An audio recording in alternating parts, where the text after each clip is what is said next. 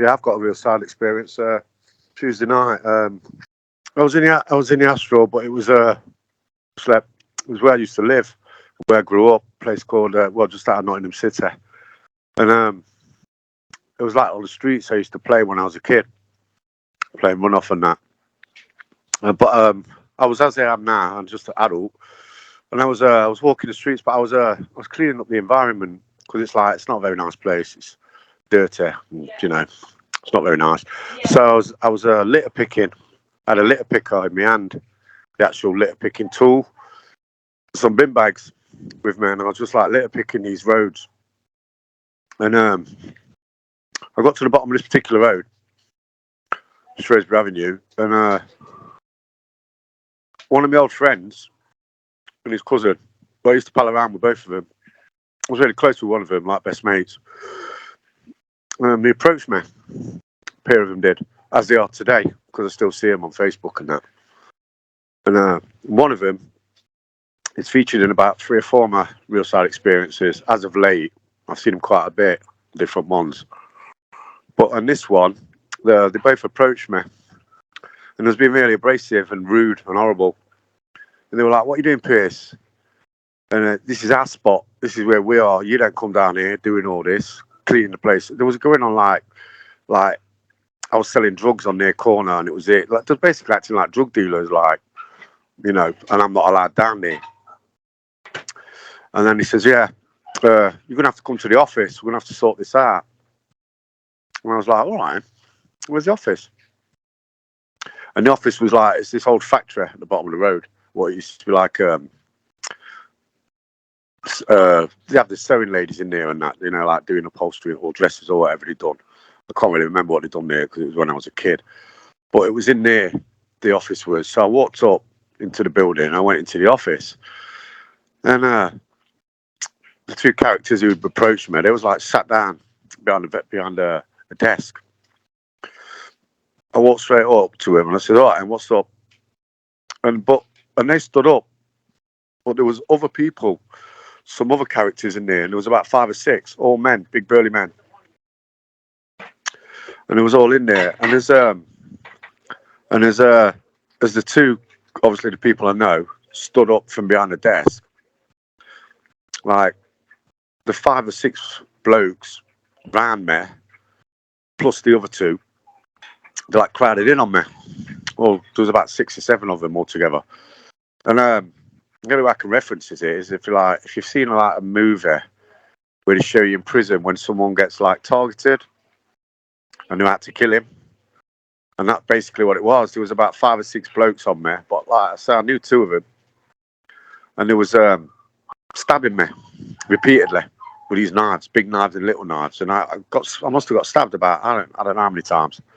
Just like you see it on the movies where they're in prison and they targets and they're like stab, like stabbing them loads. And I was stabbed loads. They stabbed me up loads. And while this was happening, I was pushing them off, or trying to push them off, because there was like 5 or 6 of them. But while that was happening, there was like this black shadow, and it was going round me. It was going round all of us, the whole group of us, really, really fast, really fast. I could hardly see it, but it was definitely like some kind of being. But it was like it was in the shape of like a person, but it was just a shadow, and it was just moving so fast. But I seen it, I could see it while everything else was happening because I was pushing these guys off me.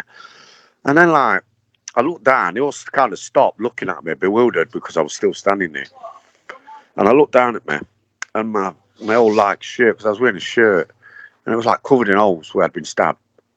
I don't know, maybe 50, 60. I was stabbed all over my back, front, everywhere, my neck, everywhere. And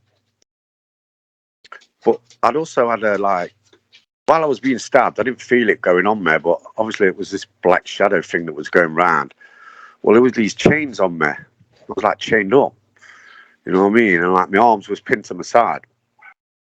And I'm looking down, I'm looking at these chains and all the stabs. But I didn't feel like there wasn't no blood, or to say I'd been wounded. There was just holes in my shirt. And I like looked at them all, and I just kind of like flexed my shoulders, just moved my shoulders, and like the chains just shattered. All the links in this chain just shattered and just broke. fell to the floor. And I looked at the two people who come to the office, who like told me to come to the office. And I said, look, Mark, and you can't, there's nothing you can do to me. There's no way you can hurt me. And then that was basically it. But I seen the look on Mark's face, and he was like in shock. It was like he was going to have a heart attack. And the other character who was with him, his cousin, he like turned into like this little goblin kind of thing. It didn't stay the same. It wasn't a person who was. He just changed. He looked like some kind of little monster. And he had all these little tiny little teeth, dead sharp. And he ran away in fear. And like the other people ran away that was doing the stabbing. They all ran away. And I was just stood there standing in the light with like they couldn't do anything to me. They couldn't do a thing. And yeah, I just wanted to share that. That's what I wanted to share. And that was on a Tuesday night. Thank you, Duane. And thank you, new friends. Thanks for the opportunity.